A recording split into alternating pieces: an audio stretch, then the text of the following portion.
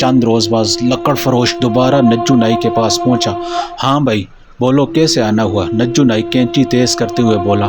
بھائی بات یہ ہے کہ مجھے بادشاہ سلامت کے محل میں ملازمت مل گئی ہے۔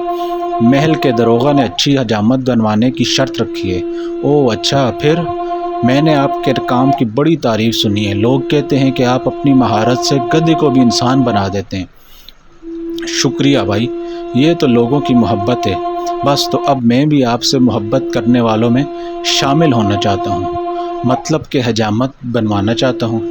جی بالکل، ایک میں ہوں اور ایک میرا ساتھی بھی ہے جو میرے ساتھ ہی محل میں کام کرے گا۔ دونوں کی حجامت کے کتنے پیسے لیں گے؟ دونوں کے 4 آنے ہوں گے۔ منظور ہے؟ آپ پہلے میری حجامت بنائیے، اس کے بعد میرے دوست کی باری ہوگی۔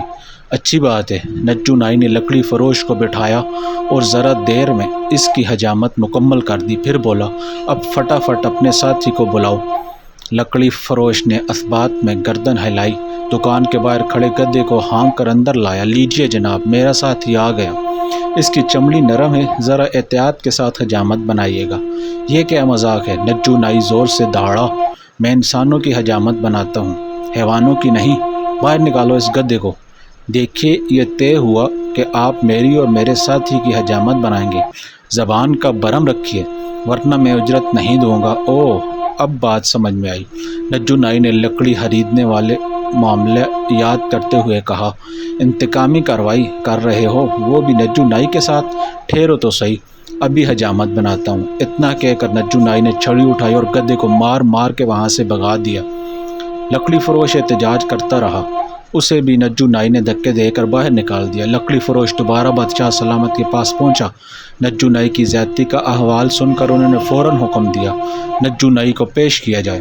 حکم کی دیر تھی، سپاہی نکل پڑے اور جلد ہی نجو نائی کو گرفتار کر لائے۔ بادشاہ سلامت نے اس پر خصیلی نگاہ ڈالی اور بولے، نجو تو نے لکڑی فروش سے اس کی دوست کی حجامت کا وعدہ کیا تھا؟ جی حضور، نجو نائی نے سر خم کرتے ہوئے جواب دیا۔ زبان کی اہمیت ہوتی ہے جانتے ہو؟ جی بالکل حضور، اس بات سے انکار نہیں۔ تو پھر تو نے جو کہا وہ کیوں نہ کیا؟ حضور مجھے کیا پتا تھا کہ اس کا دوست گدھا ہوگا؟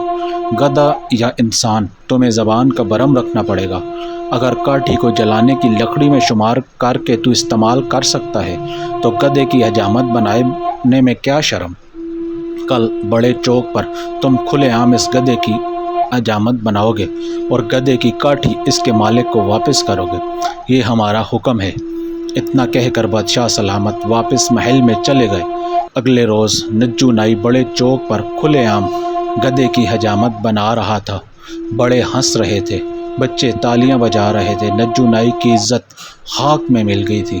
چند روز بعد شرم کے مارے وہ علاقے سے کہیں اور چلا گیا۔